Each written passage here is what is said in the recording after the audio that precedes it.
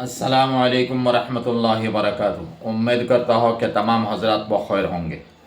सबसे बड़ी एक बात है कि हुफ़्फ़ाज़ कराम तरावीह की नमाज़ रमज़ानुल मुबारक में पढ़ाते हैं, तरावीह की इमामत करते हैं।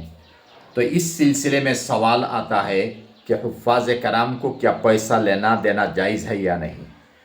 तो तमाम फतवा की किताब में किन किन किताबों का नाम लो, तमाम फतवाओं की किताबों में एक ही बात है कि ऐसे हुफ़्फ़ाज़ कराम को पैसा देना और लेना दोनों नाजायज़ है। अब सवाल पैदा होगा तो क्या हुफ़्फ़ाज़ कराम से हम महरूम रहे?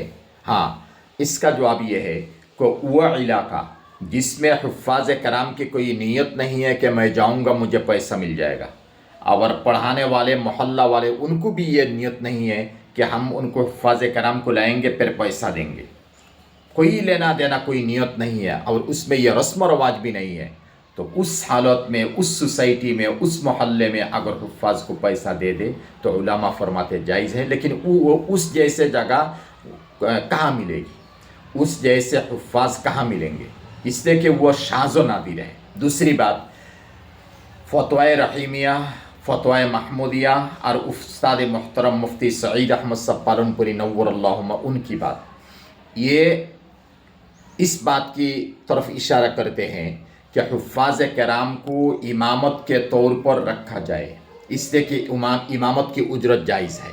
हालांकि उलमाए मुतक़द्दमीन की राय है कि इमामत की उजरत, मदरसे के मुदर्रिसीन की उजरत और अज़ान देने वाले मुअज़्ज़िन की उजरत यह नाजायज़ है। लेकिन उलमाए मुतअख़िरीन ने फिर इसको जायज़ करार दिया।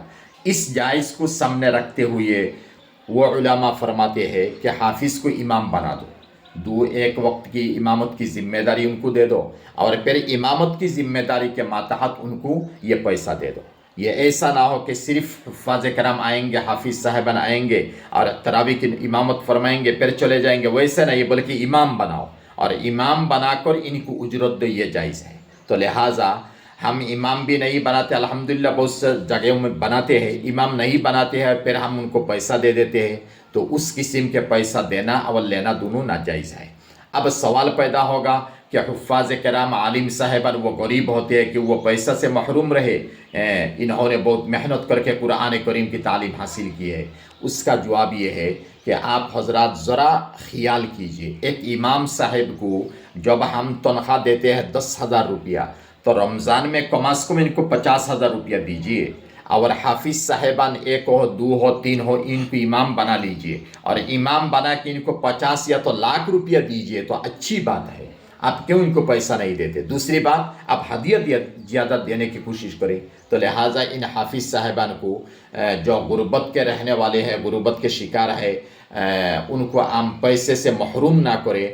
जैसा जायज़ हो इस जायज़ सूरत में हम इनको पैसा देने की कोशिश करें। और फ़तवा रशीदिया के अंदर है, मुफ्ती हज़रतुल अल्लामा रशीद अहमद गंगोही नव्वरल्लाहु, उनकी उर्दू फ़तवा की किताब है, उन्होंने फरमाया जो हाफिज़ साहिबान पैसा के एवज़ तरावी की इमामत करते हैं, तो हज़रत ने फरमाया ऐसे हाफिज़ साहिबान के पीछे तरावी की नमाज़ पढ़ने से अलम तरा वालों के पीछे तरावी की नमाज़ पढ़ना बेहतर है। हज़रत ने फरमाया कि अलम तरा वालों के पीछे नमाज़ पढ़ो, जबकि हाफिज़ साहिबान सिर्फ इमामत करते हैं तरावी की इस नियत से कि हमें पैसा मिल जाएगा। तो लिहाजा इस नियत से हमें अल्लाह ताला हिफाजत फरमाए।